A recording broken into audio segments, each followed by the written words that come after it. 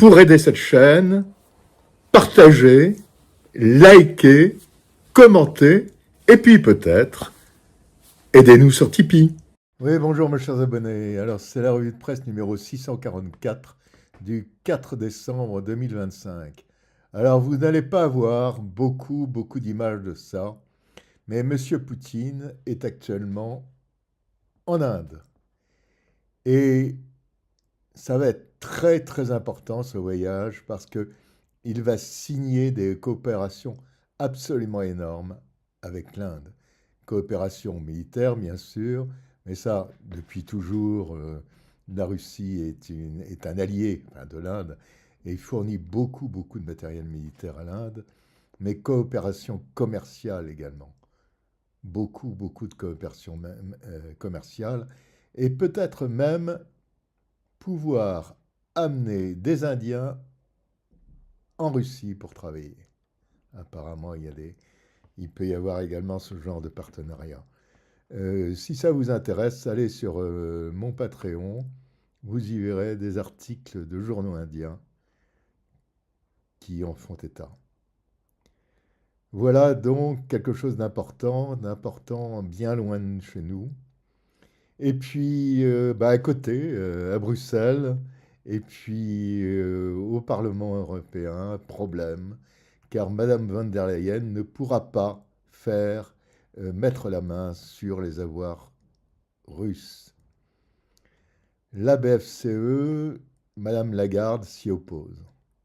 Donc je ne pense pas qu'elle puisse le faire. Tout se décidera le 18 décembre, mais je crois que ce ne sera pas possible pour elle. Donc les avoirs russes sont mis de côté, mais de toutes les manières, il va falloir donner 90 milliards à l'Ukraine corrompue. Voilà ce qu'il va falloir donner. Et alors, qui va payer? Eh bien, c'est notre gueule, tout simplement. Oui, comptez, mes bons amis, vous allez voir. On va vous rattraper. On va vous faire les poches. Allez, c'est la revue de presse numéro 464 du 4 décembre 2025. Au revoir.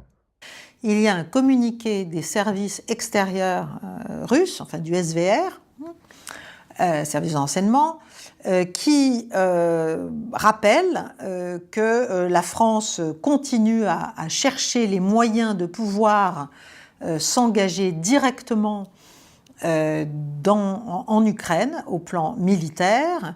Et notamment, ils reviennent sur un décret qui est évidemment passé totalement inaperçu ici en France, mais un décret français du gouvernement 2025-1030, qui date du 31 octobre dernier, donc voilà, il y a un mois à peu près, et qui permet en fait l'emploi de sociétés militaires privées, on appellerait ça en américain SMP, c'est-à-dire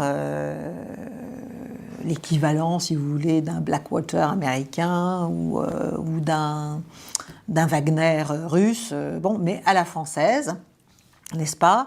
Et ce décret prévoit qu'on peut en fait avoir à faire, louer les services de contractors, hein, comme on les appellerait, c'est-à-dire de sociétés militaires privées, donc extérieures aux armées, officiellement, pour fournir une assistance à un pays tiers qui serait en situation de conflit armé dans lequel on estimerait qu'on doit lui fournir de l'assistance. Je vous rappelle qu'on a un accord d'assistance et de soutien à l'Ukraine, hein, qui date de, je ne sais plus, 2024, oui 2024 je crois, juin 2024. Donc, évidemment, bon, le pays tiers, c'est l'Ukraine en l'espèce, et ça vient du fait que ce soit des Mirages, que ce soit les batteries antiaériennes à la française, que ce soit un certain nombre de matériels français, évidemment, ce n'est pas les Ukrainiens qui peuvent les servir. Donc, il faut des spécialistes français habitués à ces matériels. Et il faut bien sûr par ailleurs éventuellement des troupes pour aider les troupes ukrainiennes. Donc le SVR, je reviens à ce communiqué, parce que ce qui est intéressant, c'est que ce soit eux qui le disent, parce que nous, on le sait, mais ce soit eux qui le disent. Ce qu'ils disent, c'est que ces opérateurs de référence, comme on les appelle dans un doux euphémisme en France, c'est en fait, ils seront vus et ils seront considérés par Moscou comme la manifestation d'un engagement direct de la France contre la Russie, dans des opérations militaires contre la Russie, et qui seront traités en conséquence. The position that we have held in all the efforts that we could deploy to support the Commission in facilitating various options, and 2 options, as you know, have been published today in order to help Ukraine, which needs help. What I have said very clearly, and what the team around me has said, is we will do everything we can, but we will not violate the treaty. It's not that we are refusing, it's just that we are saying we have to respect the Treaty of Europe in relation to the functioning of the European Central Bank. En ce moment, qu'est-ce qui se passe? La Banque Centrale Européenne dit que, OK, on a gelé les avoirs russes, mais il n'est pas question de les utiliser pour la guerre en Ukraine, dit la banque. On va en parler. On voit ce qui se passe aujourd'hui au Venezuela, où Trump envoie des derniers avertissements à Maduro. Tu t'en vas ou on attaque le Venezuela. On voit que Marco Rubio, pour la première fois depuis 20 ans, il n'assiste pas, Marco Rubio, les Américains n'assistent pas à la réunion de l'OTAN, à une réunion de l'OTAN, pour la première fois depuis 20 ans. On voit ce qui se passe avec les accusations de corruption qui entourent de plus en plus le président Zelensky. On voit ce qui se passe en Europe, où il y a un triumvirat Starmer, Macron, Merz qui dit non, il faut absolument continuer à aider l'Ukraine jusqu'au bout, très bien, et d'autres qui se rebiffent du côté de l'Europe de l'Est et autres. En fait, tout ça était en germe, Slobodan Despot, dans ce que vous avez recueilli dans Antipresse ou ailleurs, enfin, dans votre observation et analyse du réel depuis 10 ans. Oui, c'est en germe. Et malheureusement, ce qui est terrible pour nous, Européens, c'est que tout ce qui nous arrive aujourd'hui était très, très, très prévisible. C'est vraiment, on nous a annoncé le râteau posé sur notre chemin à des années d'avance. Et on est allé droit dessus, sans dévier de la course, en disant il n'y a pas de râteau, parce que nous avons décidé que le chemin qui est devant nous, c'est le chemin que nous rêvons et non pas celui qui est. En tout cas, il y a eu 5 heures d'entretien. De toute façon, ce qu'il faut savoir, c'est évidemment qu'il y a ce que l'on rend public, une conversation Witkoff-Poutine, les coups de fil Trump-Poutine, etc. Mais il y a un dialogue continu et je m'en réjouis. Je ne comprends pas que l'on ne comprenne pas tout l'intérêt dans la situation sécuritaire mondiale actuelle et l'équilibre des forces actuelles, que l'on ne comprenne pas l'intérêt de faire de la diplomatie et de se parler, même si on n'est pas d'accord sur grand-chose. Bon, donc, ils ont eu 5 heures d'entretien, évidemment, vous enlevez l'interprétariat, mais enfin, tout de même, c'est une très très longue séance.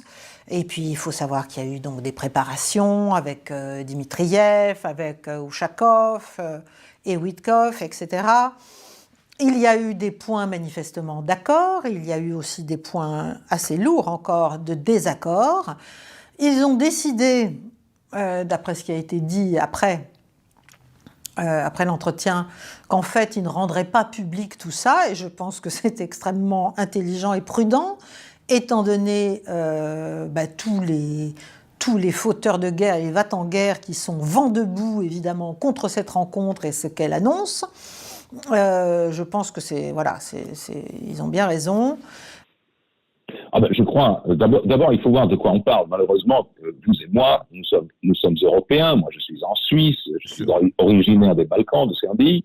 Vous, là-bas, vous êtes en France, mais nous sommes dans le même bateau, si j'ose dire. C'est-à-dire que nous sommes le continent que le monde commence à ignorer, ou dont le monde commence à se détourner avec une sourde horreur en voyant dans quelle profondeur d'absurdité nous sommes tombés.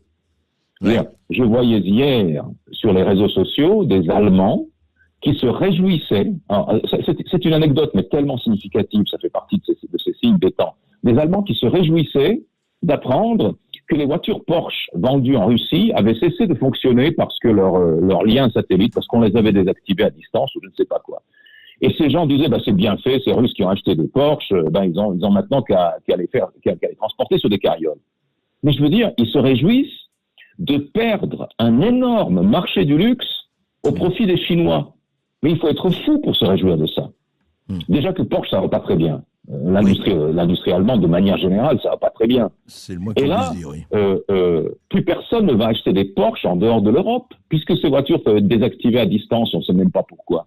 Donc, tout est à l'avenant. Maintenant, on a ces idéologies sociétales dont j'ai pas besoin de faire l'inventaire, qui sont spécifiques à l'Europe. Je veux dire, vous allez en Russie, en Chine, en Inde, et vous dites, vous savez, il n'y a pas que des garçons et des filles, il y a encore de l'entre-deux. On vous envoie chez le psychologue. Oui. Donc, manifestement, nous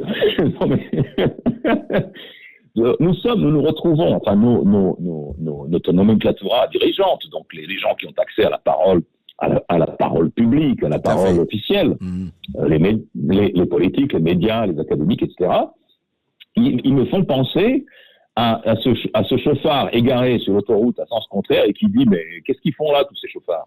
Oui. Comment ils passent de l'autre côté alors que c'est moi qui suis en sens contraire? Comment ils font? C'est moi qui ai raison. C'est moi qui ai raison, voilà. Donc, nous sommes égarés à sens contraire sur l'autoroute. Mais alors, c'est une situation folle. Non, je crains plus l'attitude de nos propres dirigeants plutôt que celle de Vladimir Poutine. C'est-à-dire comment ça? Parce qu'on fait monter la tension. Si vous voulez, on s'étonne que la Russie nous désigne comme ennemi alors que nous l'avons désigné comme ennemi. Bon, quand vous désignez quelqu'un comme votre ennemi, que vous le traitez comme votre ennemi, que vous fournissez des armes pour tuer le plus de soldats russes possible, il n'est pas anormal que ce pays devienne agressif. Voilà, donc ça c'est une réalité. Voilà, mais c'est bien la Russie qui a agressé l'Ukraine. Il n'a pas agressé la France à ma connaissance. Pardon? La Russie n'a pas agressé la France. Non, mais la Russie a bien agressé l'Ukraine. La Russie est entrée en Ukraine, oui, alors. Et c'est pas normal que la France défende les Ukrainiens sur le territoire européen? Alors, mais dans ce cas, si vraiment c'est la doctrine de nos dirigeants, il y a une chose très simple à faire. Au lieu de faire la guerre par procuration, qui est quand même la plus grande ignominie qui soit, on va prendre la conversation à laquelle j'ai assisté il y a quelques minutes, mais à ce moment-là, il faut aller faire la guerre en Ukraine. Là, il faut que nous envoyions nos enfants, notre armée, que nous brandissions notre arsenal nucléaire, que nous rétablissions la conscription tout de suite. Mais qu'est-ce que vous êtes en train de dire? J'essaie de dézoomer un peu. Vous êtes en train de dire que cette situation-là, c'est notre faute, c'est nous qui l'avons voulu, et c'est à cause de nous qu'il y a ces tensions avec Vladimir Poutine. Vous savez, la guerre et la tension, c'est jamais une seule personne ou un seul camp. Hein. Il faut être deux pour faire la guerre. Bon. Oui, il suffit d'être un pour faire la guerre. On ne choisit pas qui vous fait la guerre. C'est pas un mariage. Non, c'est pas un mariage, mais en général, les responsabilités de la guerre, elles sont largement partagées dans tous les cas de figure. Bon, voilà, moi je me souviens très bien de l'accord de partenariat stratégique signé par les États-Unis et l'Ukraine à la veille de l'invasion de l'Ukraine par la Russie. Mais il faut le relire. La Russie, c'est l'ennemi. L'Ukraine va rentrer dans l'OTAN. On est à vos côtés. On va vous fournir des armes, etc. Enfin, je veux dire, bon. Il faut se mettre aussi, non pas pour l'approuver, mais il faut se mettre aussi à la place de l'autre. Si on s'était mis à la place de l'autre un peu plus en 1914, ça se serait peut-être pas passé comme ça. Bon, si on s'était mis plus tôt à la place de l'autre, pas pour l'approuver, mais pour comprendre ce qu'il représentait comme menace dès 1933, ça se serait pas passé comme ça. Mais donc vous continuez à mettre, en gros, si je comprends vos propos, sur un même pied mais c'est pas une question, voilà, et la Russie, alors que clairement les faits le démontrent. Et alors mais ça n'est pas une question. Ça n'est pas une question de morale. Ça n'est pas une question de morale. La guerre, c'est pas un problème de morale. La Russie a agressé l'Ukraine en février de 2022, et là vous êtes en train de nous dire quoi? Donc quand vous entendez ces mots, nous n'avons pas l'intention de faire la guerre à l'Europe, mais si l'Europe le souhaite et commence, nous sommes prêts dès maintenant. C'est une réponse du berger à la bergère, selon une vieille expression française. Voilà. Bon, la question est de savoir, parce que la question à la fin des fins, quelle que soit la façon dont nous concevons nos intérêts vitaux, c'est de savoir si nous voulons faire la guerre à la Russie ou pas. Voilà, nous ne voulons pas. Bon, l'idée, c'est de dissuader de faire la guerre. Non, ça, c'est ce que la Russie adore nous convaincre. Non, ça, c'est la réalité. C'est à la fin des fins. Personne n'a le monopole de la réalité. Je connais aussi la Russie. J'y ai vécu pendant de longues années. Je vis dans cette réalité. Vous n'avez pas le monopole de la réalité. La guerre, elle ne se fait pas à deux. On peut décider d'attaquer un État et celui-ci n'est pas responsable de l'agression. C'est quand même très important de le rappeler, je crois. Et cette idée que nous provoquons la Russie et que si nous ne la provoquions pas, alors elle ne serait pas agressive, ça vient justifier finalement voir les choses du point de vue de la doctrine russe. Alors dans ce cas-là, pourquoi considérez-vous comme une ignominie de d'aider un allié ? Tout à l'heure, vous disiez faire la guerre par procuration, c'est quand même ignomineux. Mais ça s'appelle aider un allié. Ah bon ? Depuis quand l'Ukraine était notre allié ? Quand avons-nous signé un traité d'alliance avec l'Ukraine ? Quand l'OTAN a-t-elle signé un traité, a fait entrer l'Ukraine dans l'alliance ? Quand l'Europe a-t-elle fait entrer l'Ukraine dans l'Europe ? Non. On avait quand même dit lors des accords de 1994 à l'Ukraine, vous pouvez abandonner votre arme nucléaire et en cas de problème, nous serons là pour vous épauler. C'est ça l'engagement qui avait été pris par les Américains et par les Européens. Mais regardez ces graphiques. Libération précise par ailleurs que les recettes budgétaires russes liées au pétrole ont augmenté malgré les sanctions occidentales depuis 2022, vous voyez là. Et puis l'approvisionnement du marché mondial en pétrole russe, lui, reste relativement stable, notamment grâce à des circuits de vente détournés, nous dit le journal, vers la Chine ou encore l'Inde. Et puis l'Union européenne représente qu'une infime partie des acheteurs du pétrole russe. La menace brandie par Vladimir Poutine est celle d'un blocus potentiel de la mer Noire. Oui, alors blocus potentiel qui peut poser énormément de problèmes. Ça veut dire que la Russie a des accords pour autoriser l'écoulement d'une partie du blé ukrainien à partir d'Odessa. Kherson, c'est absolument impossible puisque, on va dire, les terminaux ont été pour partie endommagés pendant les combats et la Russie contrôle une partie de l'oblast de Kherson. Et donc c'est très difficile de trouver d'autres ports que Odessa pour acheminer ce blé. On rappelle que l'Ukraine est un des principaux producteurs de blé dans le monde et que l'acheminer par voie terrestre est bien plus compliqué que d'utiliser la mer Noire. Et donc jusqu'à présent, l'Ukraine a obtenu, on va dire, malgré et en dépit de cette guerre, une forme d'accord tacite pour exporter son blé. Si Vladimir Poutine décide un blocus de la mer Noire, évidemment, on ne pourra plus, exporter le blé. On pourra toujours utiliser le Danube, qui est aussi qui est le grand fleuve, donc juste à côté. Le Danube pourra peut-être faire office, mais en tout cas, le Bosphore, ça sera terminé. Ensuite, le problème aussi, c'est le commerce de la Turquie, puisque la Turquie sera confrontée à deux problèmes. Et on sent bien que dans sa déclaration, Vladimir Poutine voudrait faire payer, mettre la pression sur l'Ukraine via la Turquie. Et par le secteur de Vovchansk, dont on n'avait pas parlé avec une carte à l'appui depuis très très longtemps. Je vous rappelle que ce front a été ouvert en mai 2024, donc ça fait plus de 18 mois que les combats se déroulent là. L'objectif à l'époque de l'armée russe, c'était d'engager des moyens menaçants au nord-est de Kharkov, de telle sorte à forcer l'armée ukrainienne à détourner une partie de ses réserves du Donbass pour faciliter les opérations dans le Donbass.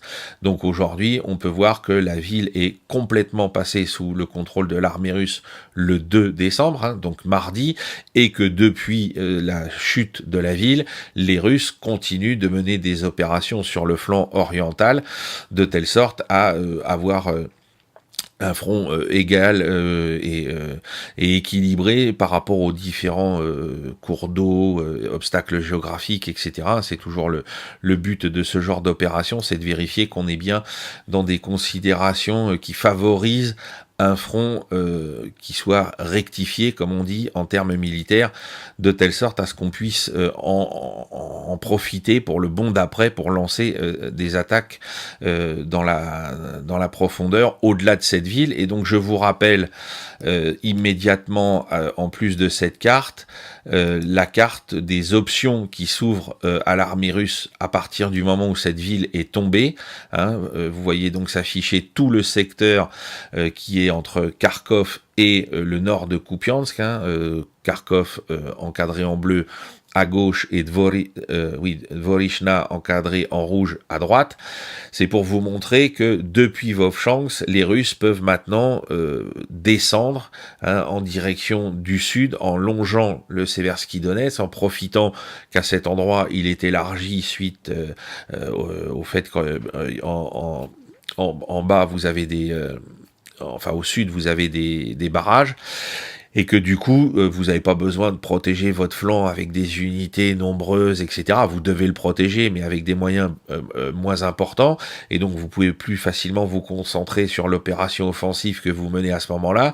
Et donc là, l'objectif, ce serait, selon moi, cercler tout le secteur de Veliki-Burlouk, qui est encadré en bleu plus clair sur la partie droite de la carte, depuis à la fois Vovchansk, depuis la frontière plein nord, et puis depuis la tête de pont, si on peut encore parler de tête de pont, qui se situe entre Dvorishna et la frontière russe. Voilà à quoi peut-être servir demain la prise de cette ville, qui n'était au départ pas forcément prévue par l'armée russe. Le but c'était d'y fixer des défenseurs et des troupes ukrainiennes, et puis ce faisant, avec l'effet d'aubaine lié au Zugzwang dont je vous ai tant parlé depuis la mi-août, eh bien la ville a fini par tomber aux mains des Russes, et donc ça peut-être demain leur permettre de lancer une opération de plus grande envergure pour s'emparer de tout le secteur à l'est du Seversky Donetsk. Ils ont discuté sans doute de beaucoup de choses dont on ne saura rien, mais ils ont discuté d'un potentiel cessez-le-feu, d'une reconnaissance de facto des frontières sur la ligne de front, si vous voulez, ce qui suppose des concessions évidemment ukrainiennes par rapport au Donbass, mais ça ne remplit pas encore en fait les demandes et à vrai dire les exigences russes territoriales. Les Russes continuent à demander bien sûr que les forces ukrainiennes se retirent complètement des 4 oblasts, et en tout cas certainement des deux principaux du Donbass, puisque ces 4 oblasts, comme vous le savez, sont formellement intégrés à la Fédération de Russie depuis l'automne 2022. Ensuite, ils ont évidemment parlé des garanties de sécurité pour l'Ukraine. Bon, moi je pense que les garanties de sécurité pour l'Ukraine véritables, elles naîtront de cet accord, c'est-à-dire elles seront à la fois américaines et russes. Voilà, elles devraient être américaines et russes, beaucoup plus qu'européennes, même si on peut se coordonner avec les Européens. Enfin, on voit bien que les Européens n'ont pas de place dans ce qui est en train de se passer. C'est tout leur problème, d'ailleurs.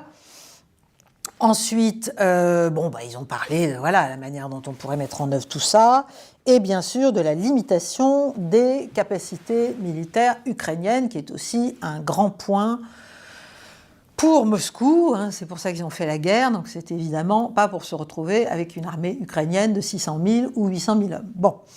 Et je crois qu'il y a une chose importante, Darius Rolman. Vous savez, je crois qu'il faut une fois pour toutes regarder les choses en face. L'Amérique n'est pas sur le point de lâcher l'Ukraine. L'Amérique a lâché l'Ukraine. Voilà. Elle n'est pas sur le point de lâcher l'Europe. Elle a lâché l'Europe.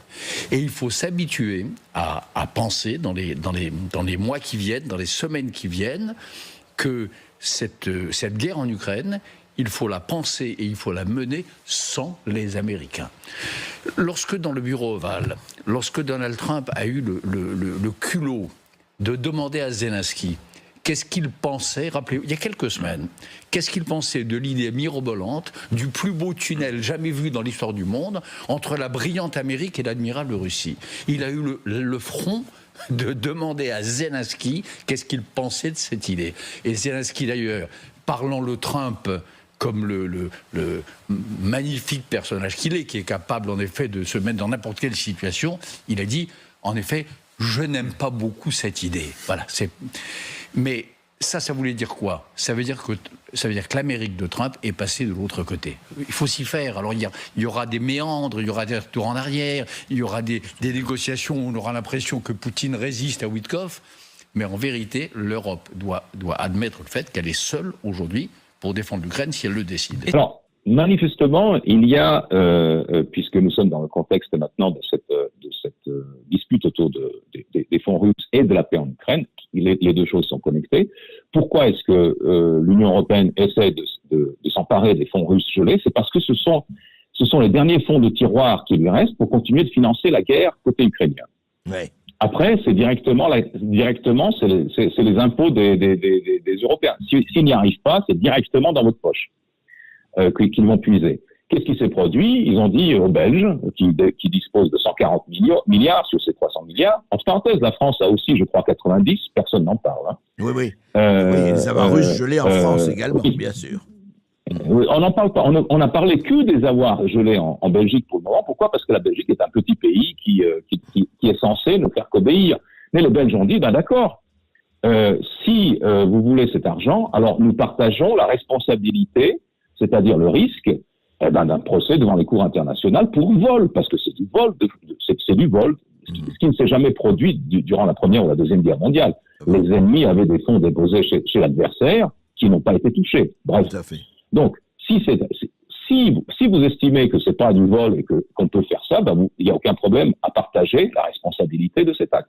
Les autres pays ont dit non. Alors moi, je veux bien que les Européens s'organisent en bande de malfaiteurs, en association de malfaiteurs. Faut pas être candide. Les relations internationales, c'est un bassin de requins. Bien sûr. Moi, je veux bien. Ils sont à la guerre, tout est permis. Mais enfin, ils se considèrent en guerre, donc tout est permis. Mais quand on se met en bande de malfaiteurs, il vaut mieux être au moins loyaux les uns envers les autres. Parce que si même cette loyauté-là disparaît, on va pas très loin. Bien sûr. Parce qu'ils peuvent faire la même chose, on l'a bien vu. Du monde, ouais. Oui, le reste du monde regarde ça. Ouais.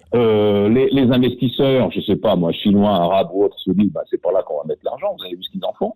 Les Américains disent, ces gens-là ne s'entendent pas entre eux, donc on va tout simplement les ignorer. Ils n'ont pas les moyens de leur menace, on va les ignorer. Et les Russes, ça fait un moment qu'ils n'écoutent plus du tout ce qui se passe en Europe, ça les intéresse pas. Donc, nous sommes effectivement mis hors jeu.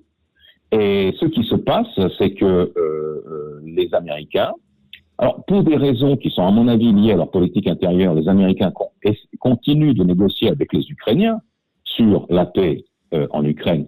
Ce qu'ils ne seraient pas obligés de faire, parce qu'il leur suffirait de dire, maintenant, on coupe tous les robinets, puis c'est fini, vous faites ce que nous disons. On va descendre dans le secteur de Kupiansk. Alors, dans le secteur de Kupiansk, les opérations ont été assez mobiles ces derniers jours. Donc pour commencer, en haut à gauche de la carte, vous voyez que j'ai mis une zone en bleu avec des traits. C'est une zone qui a été reconquise, on l'a appris hier en fin de matinée, par l'armée ukrainienne qui a lancé des contre-attaques dans ce secteur. Donc c'est à peu près ce qui a été repris par l'armée ukrainienne hier. Alors il y a une partie qui dépend du village de Radovka et une autre qui est sur le territoire de la commune de Kupiansk. Donc on peut dire que les Ukrainiens ont repris pied à Kupiansk, qui est très important pour leur communication. Ils ont également assuré la défense de Kurilivka, parce que par rapport à ce qu'on vous en avait dit, qui est encadré en bleu au centre quasiment de la carte, Kurilivka lundi était aux mains des Ukrainiens, mardi le village serait passé aux mains des Russes, et hier il aurait été reconquis par l'armée ukrainienne. Voilà. Et pendant ce temps-là, là, il y a eu une avance significative des troupes russes en direction de Petropavlovka, qui est encadrée en vert. Vous le voyez.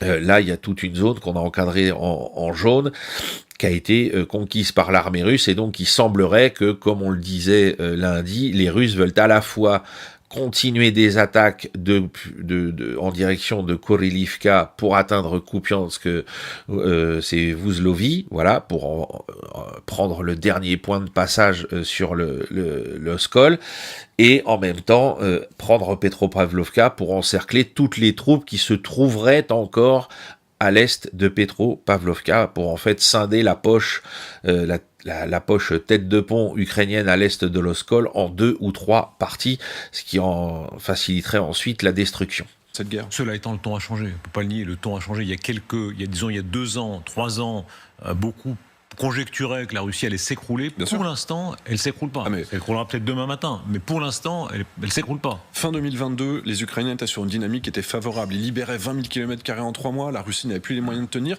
et Poutine avait dit qu'il ne mobiliserait jamais. Et du jour au lendemain, il a changé d'avis, il a mobilisé ses troupes, il a levé en masse des jeunes qui ne savaient pas se battre, qui a provoqué des catastrophes au début de l'année 2023. Et donc, les perspectives qu'on avait en 2022, qui étaient l'Ukraine avance, progresse et l'Europe est derrière elle, nous permettait d'imaginer une fin du conflit par une victoire ukrainienne. Les Américains, l'administration actuelle a compris que plus le temps passe, plus les conditions d'une négociation avec la Russie vont se détériorer. Donc, dépêchons-nous d'obtenir ce qu'on peut avant la capitulation, l'effondrement total du front, la capitulation totale de l'Ukraine. À ce moment-là, la Russie sera en mesure de faire de l'Ukraine un État satellite et nous n'aurons plus notre mot à dire. Bien sûr. Donc, Poutine, d'après ce qu'on sait, aurait montré son accord avec un certain nombre d'éléments du plan de la proposition américaine, mais il a quand même aussi redit les points non négociables, en fait. Et donc, voilà, la question du contrôle total sur les territoires et aussi, bien sûr, sur l'expansion de l'OTAN, non seulement à l'Ukraine, la non-expansion de l'OTAN à l'Ukraine, mais aussi, probablement, il y a un certain nombre d'autres pays qui sont visés. Puisqu'en ce moment, on parle même de revenir sur la neutralité de l'Autriche. Bon. Eh bien, c'est pareil, silence radio de nos médias, de nos commentateurs. Seversk est donc désormais coupé du monde. Non pas qu'on peut plus en sortir à pied ou en véhicule, mais il n'y a plus de route praticable pour le faire et regagner le reste du territoire ukrainien. Vous le voyez. Alors Seversk, maintenant, je l'ai encadré en rouge pointillé pour montrer que c'est globalement passé sous le contrôle des Russes. J'avais dit à peu près 65-70% de la ville est sous le contrôle de l'armée russe. La route pointillée verte reliait Seversk au reste de l'Ukraine via Liman. Cette route, on l'a vu lundi, est désormais complètement coupée à la hauteur de Yampol. Ou en tout cas, complètement coupée entre Yampol et Liman. C'est pas partiellement, c'est totalement. Les combats se poursuivent dans Seversk même, comme l'indiquent les flèches rouges et les flèches jaunes. Ça veut dire qu'on a des attaques et des contre-attaques ukrainiennes. Il n'y a pas eu de gain de terrain depuis lundi de la part de l'armée russe suite aux contre-attaques ukrainiennes. Et puis par contre, au sud de la ville, les Ukrainiens ont perdu le village de Zviatopokorovske, qui était le dernier carrefour permettant à l'autre route en vert plein de relier Seversk au reste de l'Ukraine. Eh bien ce carrefour, ce village carrefour est tombé aux mains de l'armée russe hier, et donc ça signifie qu'il n'y a plus de route pour approvisionner la garnison de Seversk, en munitions, en hommes, pour évacuer les blessés, etc. Donc, depuis hier, sans un bruit dans nos médias, la ville de Seversk est coupée du reste de l'Ukraine par voie routière. Il n'y a plus qu'à tenter sa chance à travers champs. Autant vous dire que si les Ukrainiens ne dégagent pas le carrefour dans le village de Zviatopokorovske, la situation de la garnison de Seversk va se détériorer à vitesse grand V. Les États-Unis, de leur côté, ont fait probablement leurs meilleurs efforts pour essayer d'adoucir un peu les positions russes, en échange de la fin des hostilités.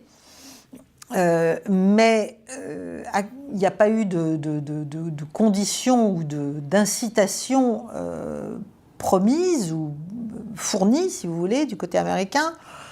Donc, et c'est aussi ne pas vouloir comprendre, persister à ne pas vouloir comprendre que la cessation des hostilités, c'est surtout pour l'Ukraine qu'elle est nécessaire aujourd'hui, beaucoup plus que pour la Russie, évidemment.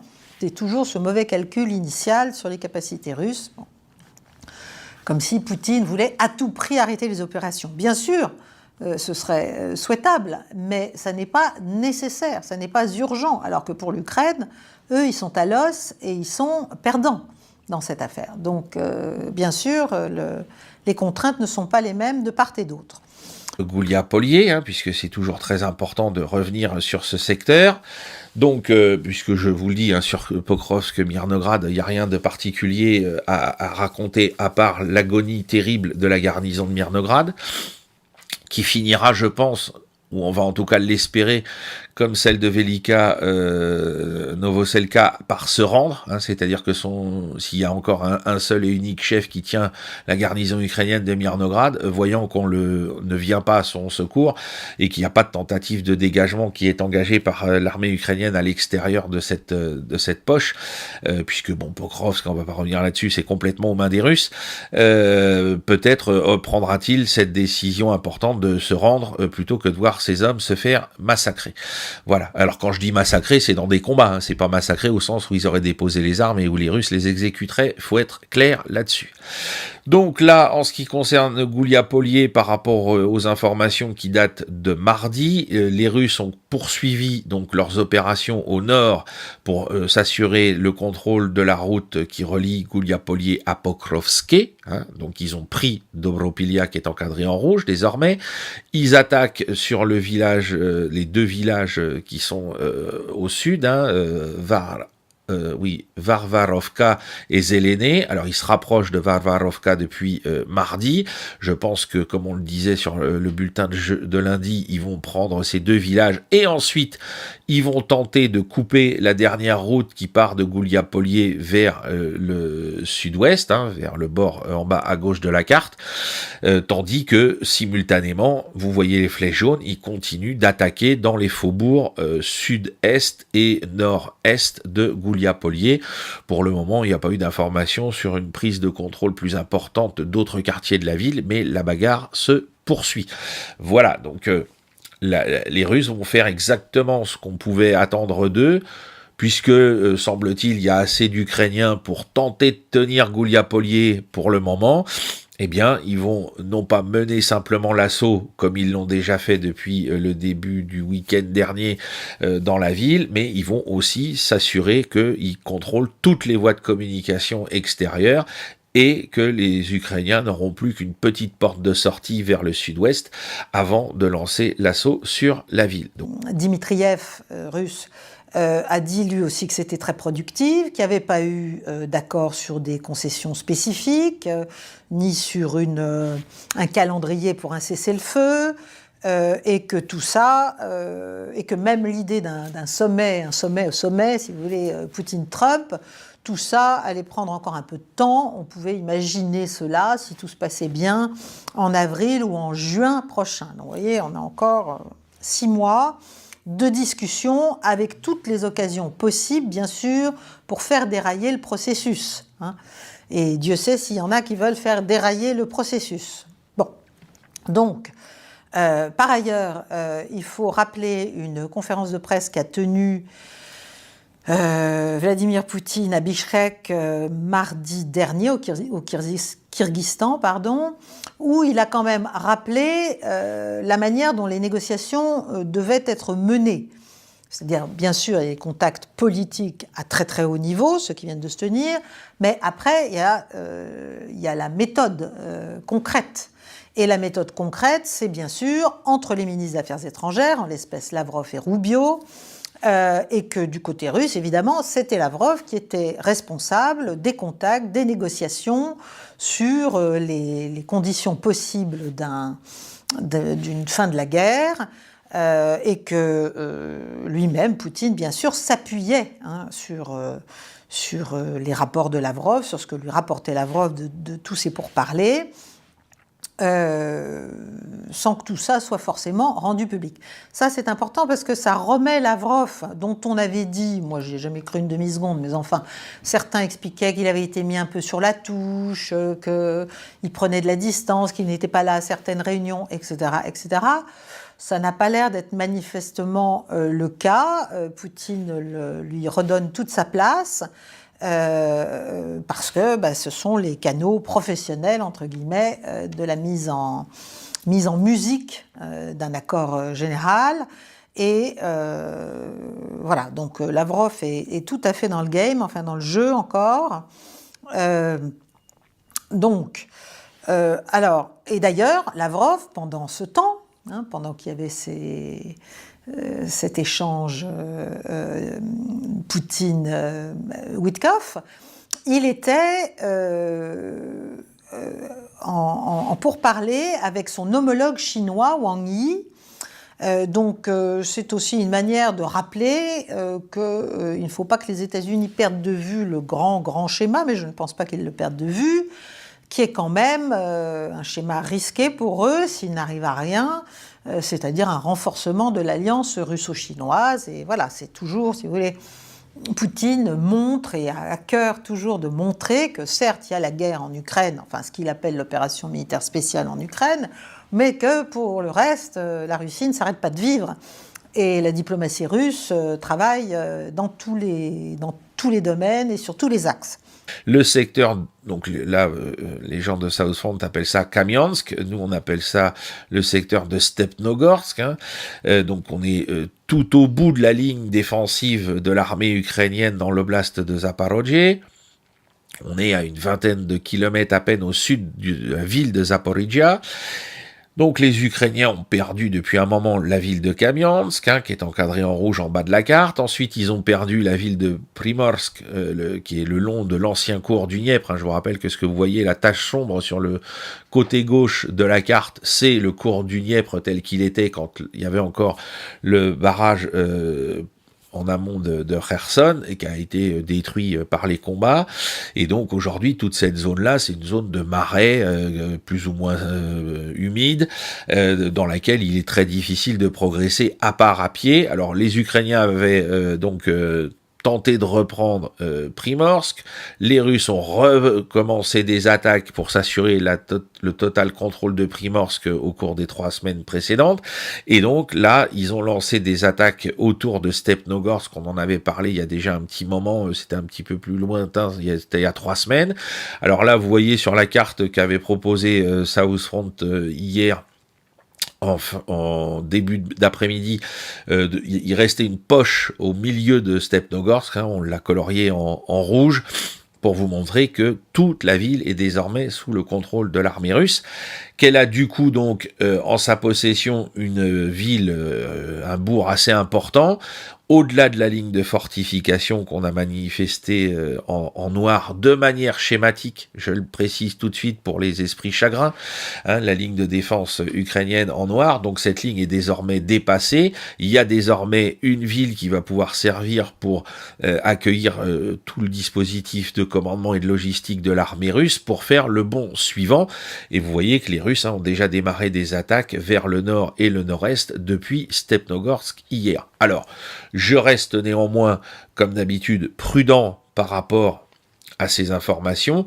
parce que les moyens qui sont engagés dans le secteur par l'armée russe sont là encore assez limités, bien évidemment, c'est limité par rapport à ceux qui sont déployés dans le secteur de l'effort principal russe, qui est le Donbass. Mais alors là, va falloir tester en fait les défenses ukrainiennes. Est-ce que c'est comme après Ouspenivka, c'est la débandade et qu'on peut foncer en direction de la bourgade suivante, même s'il y a des lignes de fortification, ou est-ce que ce sont des succès liés à l'effet d'aubaine?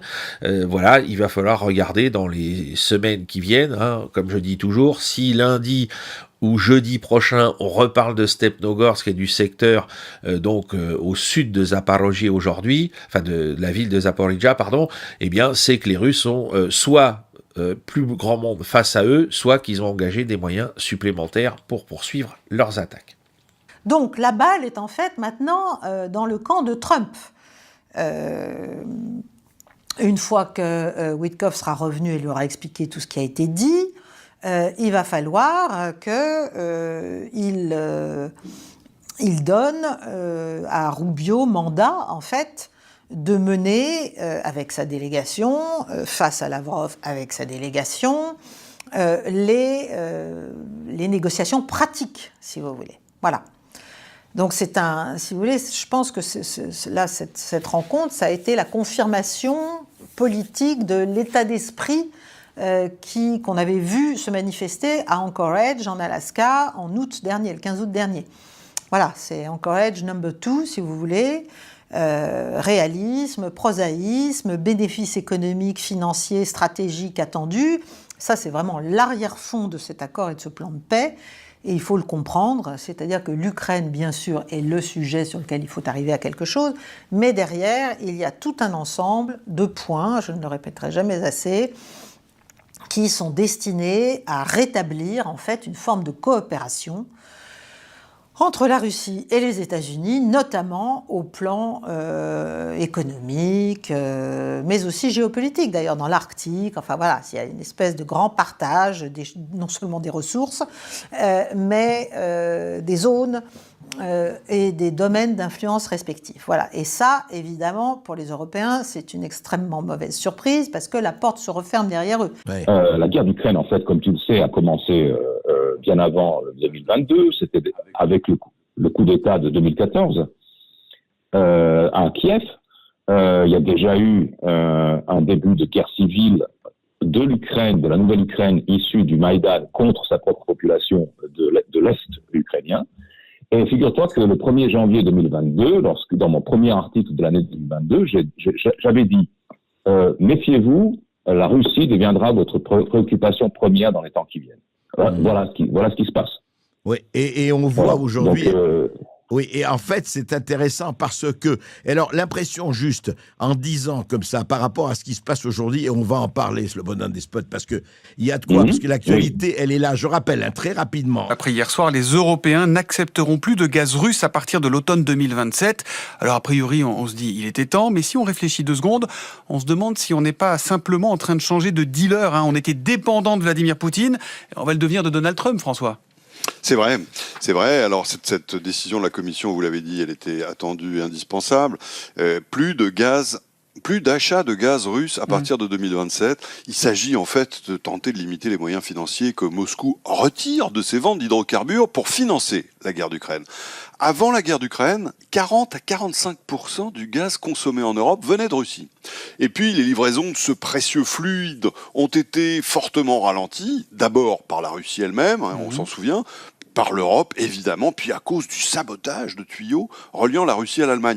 Mais en réalité, il subsiste des achats importants de gaz naturel liquéfié, le GNL, qui vient de Sibérie, et la Russie compte encore pour 12% de nos approvisionnements. La Hongrie et la Slovaquie, très consommatrices et proches de Moscou, ont d'ailleurs déclaré qu'elles poursuivraient leurs achats. Malgré l'interdiction, il faut dire que cette interdiction, elle est fragile au plan juridique parce que, justement, il n'y a pas unanimité des Européens. Bon, mais on a du mal à situer ce que ça représente. Au plan financier, c'est combien nos achats de gaz à la Russie, François ? Écoutez, d'après le Center for Research on Energy and Clean Air, ils font autorité, ça représente encore quelques 50 millions d'euros par jour. Ah oui. Depuis l'invasion, tenez-vous bien, depuis l'invasion, la Russie a touché près de 1000 milliards d'euros en vendant ses hydrocarbures, dont environ 200 milliards payés par l'Europe elle-même. C'est plus que notre aide à l'Ukraine. Et c'était pour moitié du gaz, pour moitié du pétrole, avec un tout petit peu de charbon. Bon, mais cette décision de Bruxelles, avec la loi classique de l'offre et de la demande, est-ce qu'elle risque pas de provoquer une nouvelle montée des prix ? Écoutez, j'ai regardé le cours du gaz encore ce matin. Ouais. Ça reste calme. Les cours n'ont pas du tout bougé parce que la décision était largement attendue et surtout parce qu'il y a des solutions de remplacement. C'est quoi ? C'est les États-Unis ? On va le trouver aux États-Unis, notre gaz maintenant ? Oui, principalement. Il y a des gisements considérables de gaz dans le sud du pays qui en est devenu le premier producteur mondial. Les fameux gaz de schiste qui nous faisaient horreur il y a quelques années. Mais nécessité fait loi, bien sûr. La part de l'Amérique dans nos fournisseurs a littéralement explosé. C'est plus de 30% aujourd'hui. De nouveaux terminaux de liquéfaction pour le transport sont en construction. Il n'y a donc pas de risque de pénurie. Et Donald Trump a exigé que nous triplions nos achats d'hydrocarbures américains en contrepartie de l'accès au marché américain pour nos exportations ordinaires. Ainsi va l'Europe, qui ne quitte la dépendance vis-à-vis de Poutine que pour tomber dans celle de Trump. Merci beaucoup. Donc, la balle est dans le camp de Trump. Moi, ce que j'espère, c'est que, comme les Européens sont fous furieux, ils ne vont pas faire dérailler le processus. Et ce n'est pas impossible. Alors, il y a un certain nombre de signaux, si vous voulez, qui montrent qu'ils le cherchent toujours. D'abord, il y a eu un drone espion qui est parti de Lituanie, qui a été tapé, qui a été descendu vers la frontière biélorusse, vers la ville de Grodno. Mais il était prévu qu'il aille jusqu'à l'ouest de la Pologne, jusqu'à un centre de l'OTAN, qui est un centre d'entraînement, d'analyse, de formation. Donc voilà, il devait aller là. Il a été tapé au niveau de la frontière, on va dire, biélorusse. Si jamais il était allé jusqu'en Pologne, on peut imaginer que tous les va-t-en-guerre occidentaux auraient déformé l'incident, comme ils l'ont fait déjà à plusieurs reprises, auraient éventuellement même manipulé les données de vol et des radars, et ils auraient pu essayer d'expliquer qu'en fait c'était la Russie qui, en plein pourparler, n'est-ce pas, avec les Américains, continuait de menacer l'OTAN, n'est-ce pas, avec un drone, éventuellement même en disant qu'il était armé et qu'il aurait été lancé, je ne sais pas moi, non pas de Lituanie, mais de Biélorussie, par exemple. Voilà. Donc on imagine l'effet que ça aurait eu sur la négociation, puisque l'idée, quand même, européenne, ukrainienne, britannique, etc., est de faire capoter, c'est quand même ahurissant, mais c'est le cas, de faire capoter les efforts pour mettre fin à cette boucherie. Voilà, quand on pense à ce que ça veut dire, c'est fou, mais c'est comme ça. Donc faire dérailler les pourparlers, c'était l'idée. Alors oui, en effet, ça fait un moment qu'on sait, grâce au Pandora Papers, grâce à l'affaire de l'emploi fictif du fils Biden. Faut pas oublier qu'il y avait une prise d'intérêt de la famille Biden en Ukraine dès le début. Grâce à des enquêtes qui sont en train de se faire maintenant, on sait très bien que la guerre d'Ukraine a été probablement la plus formidable machine à laver de l'argent public pour le mettre dans des poches privées qui ait jamais été inventée dans l'histoire de l'humanité. Ah oui, vous diriez à ce point. Ouais. Ça ne s'est jamais vu. Pourquoi? Parce que les Américains sont en train de constater que sur les fonds, eux, ils pensent qu'ils ont envoyé 360 milliards déjà, investi 360 milliards dans l'Ukraine. Ils disent, il y a 30% qui ont passé dans la nature. Et que font nos armes envoyées en Ukraine pour équiper les Ukrainiens chez les cartels de la drogue au Mexique? Comment est-ce qu'ils sont arrivés là-bas? Les Mexicains sont pas allés les chercher. Donc, entre autres choses, il y a eu l'affaire dont on a très peu parlé ici, l'affaire le scandale de la plateforme crypto FTX qui servait à blanchir de l'argent envoyé en Ukraine et à le renvoyer aux États-Unis. Donc le fondateur de FTX a été mis en prison, mais c'est une affaire américaine. Ça fait un moment qu'on le sait. Les gens qui sont impliqués là-dedans, alors je dis pas que tout le monde a la main dans le pot de miel. On va pas dire le tous pourri. Voilà, il y a des rétrocommissions, il y a etc. C'est ça. Ça fait beaucoup de gens qui sont impliqués. C'est normal. Ouais, bien sûr. On se rappelle l'affaire des frégates de Taïwan. Dès qu'il y a du commerce d'armes, il y a des rétrocommissions. Évident. Lorsque vous avez des systèmes industriels comme le système industriel américain qui s'oriente, qui n'a de base de profit que dans la fabrication de l'armement. Le fameux complexe militaro-industriel, absolument, ouais. Eh bien, vous avez besoin de guerre. Vous avez besoin de guerre ou de menaces de guerre. Lorsque, par ailleurs, là c'est un aspect de la question. Maintenant, vous avez un autre aspect de la question qui est un aspect politique.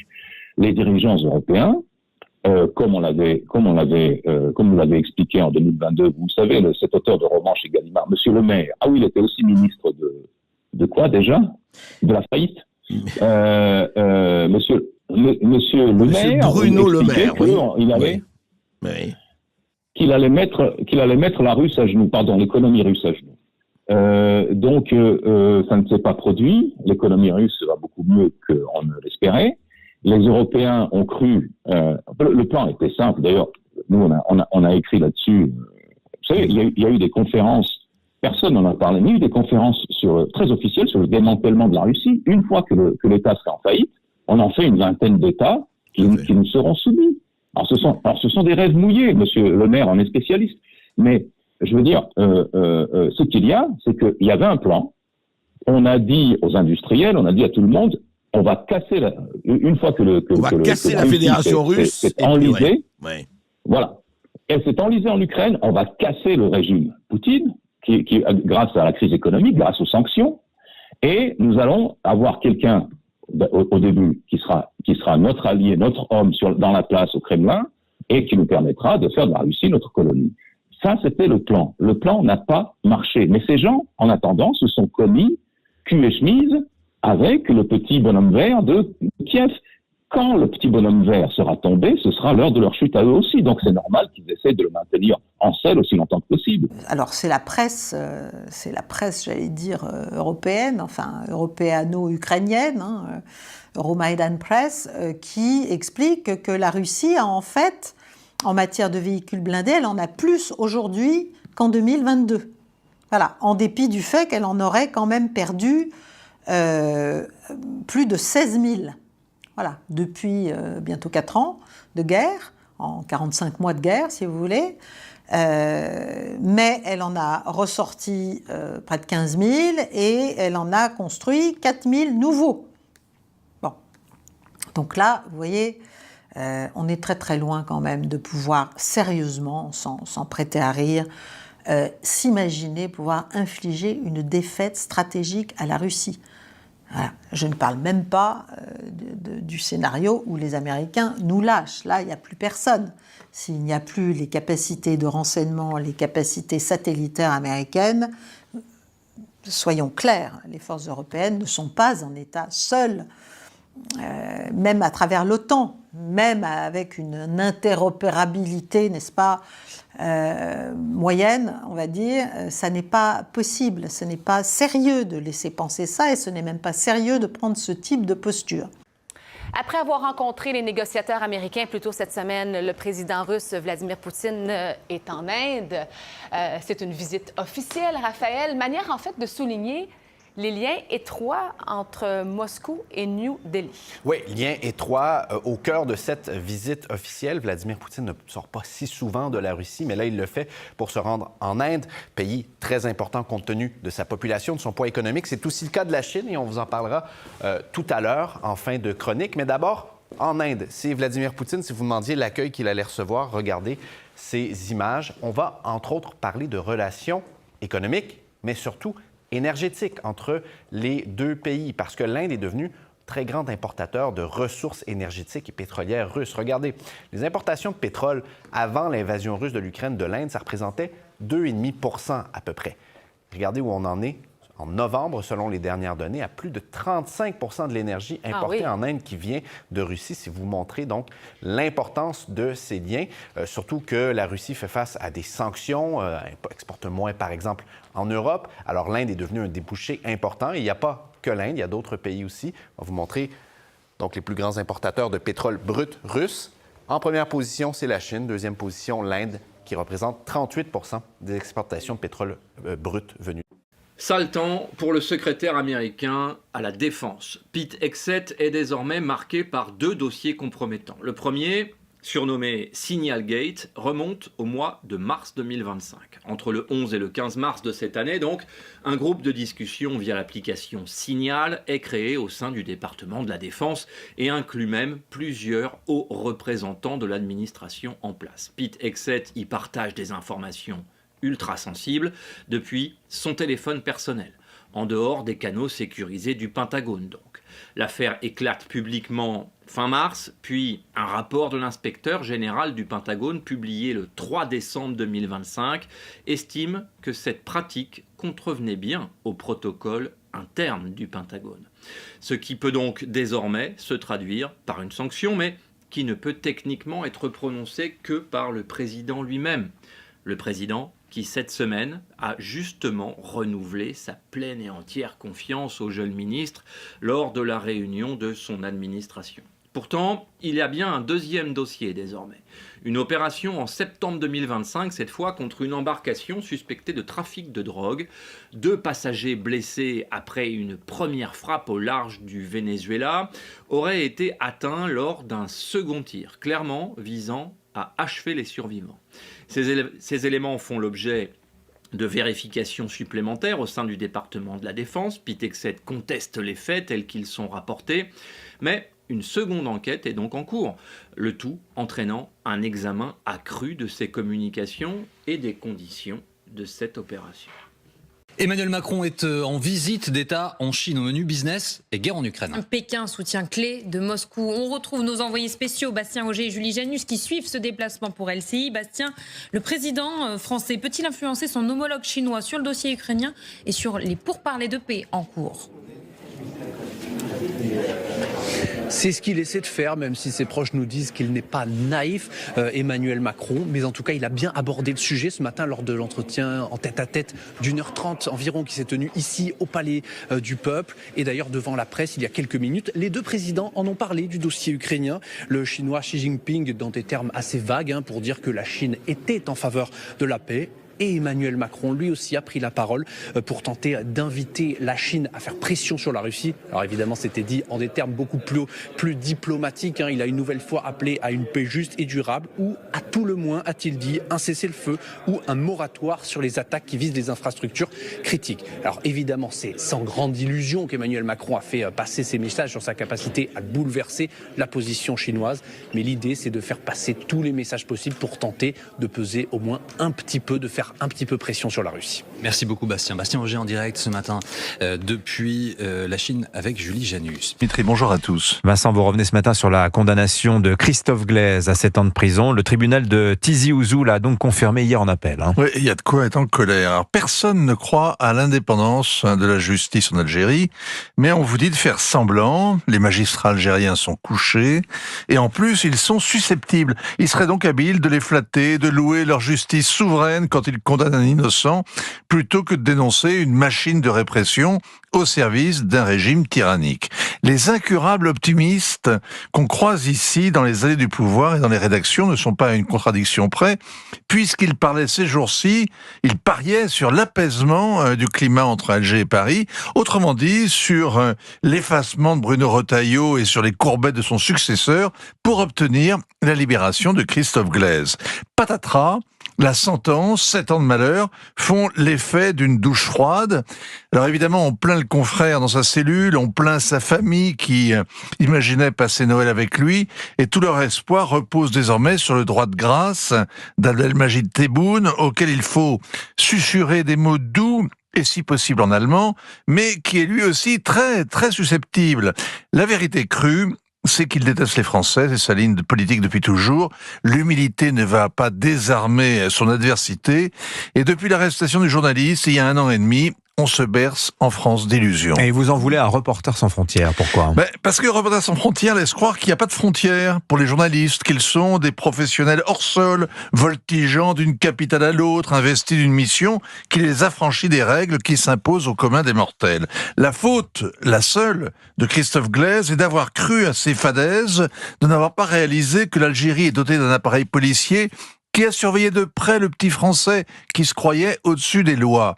Un régime qui s'invente des ennemis à démasquer et à battre et qui l'accueillit le moment venu sans lui accorder aucun privilège.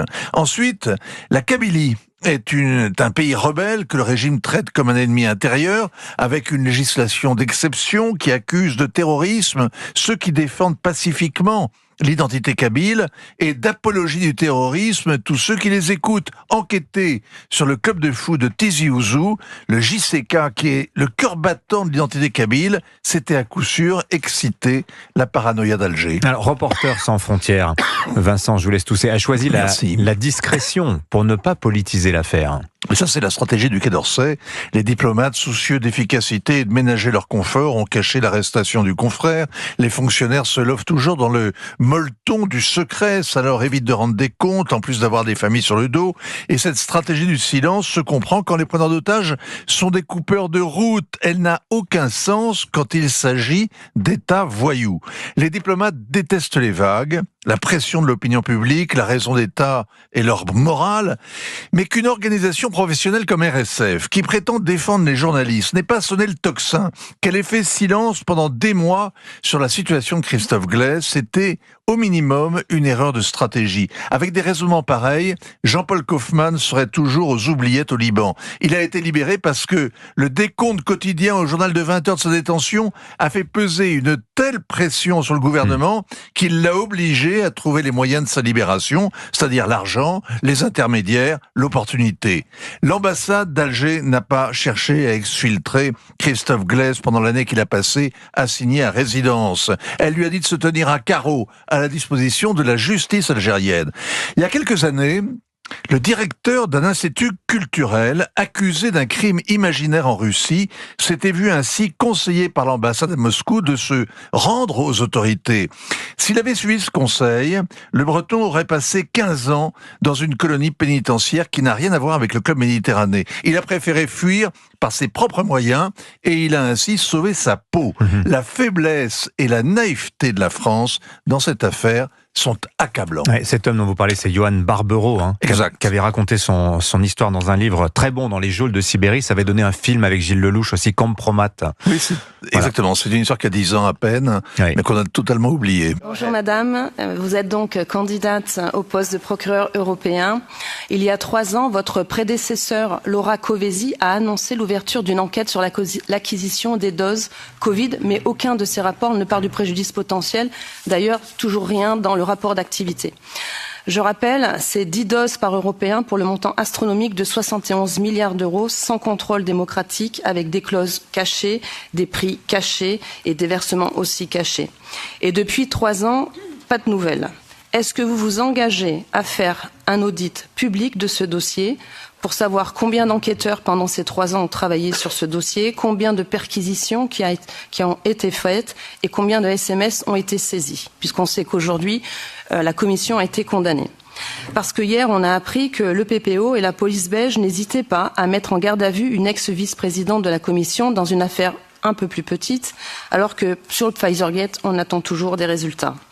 Ma deuxième question pose sur une vidéo qui a circulé cet été avec une personne se présentant comme un ancien employé de l'EPPO qui affirmait avoir reçu l'instruction de faire disparaître des dossiers. Donc j'attends de voir la réponse de la commission qui est toujours en cours. Donc est-ce que vous êtes au courant de cette situation et est-ce que vous engagez aussi à répondre à cette question ? Dernière question, comment et avec quelle complicité pensez-vous qu'il est possible de faire disparaître des dossiers transmis à l'EPPO et quelles mesures doivent être mises en œuvre pour éviter cela ? Donc au nom de l'IB, pour mon collègue Légéry qui n'est pas là, je vais vous poser des questions concernant son secteur. Comment organiser le PPO pour lutter contre le crime organisé ? Quels sont les acteurs avec qui vous voulez coopérer ? En cas de refonte du mandat de l'EPPO, quelle est votre vision ? Qu'est-ce que vous souhaitez ? Quelle est votre définition de l'état de droit ? EPPO a-t-il un rôle à jouer ? Et pour lutter contre le terrorisme, et notamment le financement du terrorisme, pensez-vous que l'EPPO peut jouer un rôle important ? Je vous remercie.